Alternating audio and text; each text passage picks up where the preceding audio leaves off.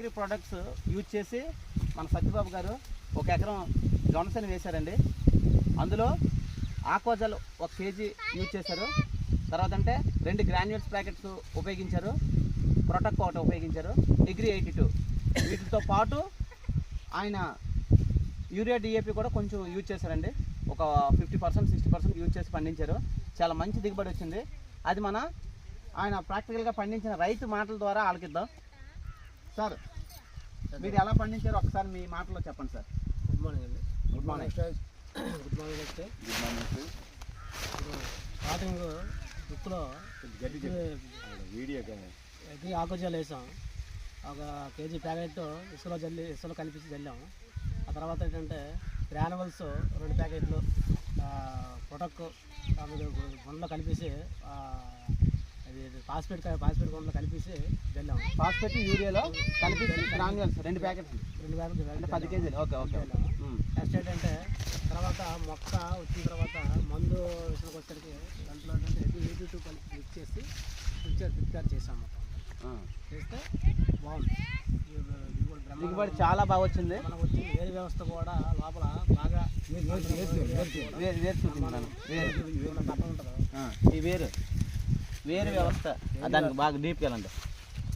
వేరు వ్యవస్థ కూడా మనకి చాలా హార్డ్గా బలంగా వెళ్ళి లోనికి ఎక్కువగా వెళ్ళడం వల్ల కర్ర కూడా తీయడానికి రావడం లేదు. అంటే అంత గట్టిగా వెళ్ళింది అనమాట. వేరు వ్యవస్థ చాలా స్ట్రాంగ్ ఉంది. పక్క చేనుతో పోలిస్తే చాలా స్ట్రాంగ్ వచ్చింది. చాలా మంచి దిగుబడి కూడా మనకి కనిపిస్తుంది.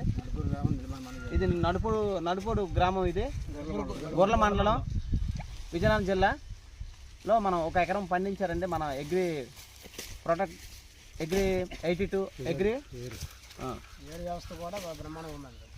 తెగిపోయింది సార్. ఇది మొత్తం రాదండి మనకి, రాదు. ఎందుకంటే చాలా హార్డ్గా వెళ్తుంది వేరు. అలాగే పక్క చేను కూడా ఒకసారి తీయండి. మనం వేసింది ఇది 1000 అయితే అలా ఉంటుందండి. కొంచెం దగ్గరికి వెళ్ళండి. పర్లేదు, తీస్తే మన వెస్టేజ్ అగ్రి ప్రొడక్ట్స్ యూజ్ చేయన జొన్నసేను అండి. ఇది దాని దిగుబడి చూడండి. ఆ ఎన్నికకి ఒకసారి తీయండి. మనకి యూజ్ చేయన మన ప్రొడక్ట్స్ యూజ్ చేయకుండా పండించిన పొలం అండి ఇది. ఆ ఎన్ని సైజ్ చూడండి, ప్లస్ ఆ కర్రలు కూడా చూడండి. దాంట్లో మనకు వచ్చే దిగుబడి చూడండి. ఇటువైపు మంది యూజ్ చేసిన పంట ఇది. పండినప్పుడు కూడా పచ్చగా కనిపిస్తుంది. మంది చాలా మంచి గ్రోతింగ్ ఉంది. చూడండి, ఇరిసేటప్పుడు కూడా ఈ పచ్చదనం తగ్గలేదు. అదే పక్క వాళ్ళు చూస్తే మనం ఇరిసేటప్పటికి మొత్తం అంతా ఎండిపోయి జీవం అయితే లేదు. ఇందులో జీవం కనిపిస్తుంది. Thank you sir.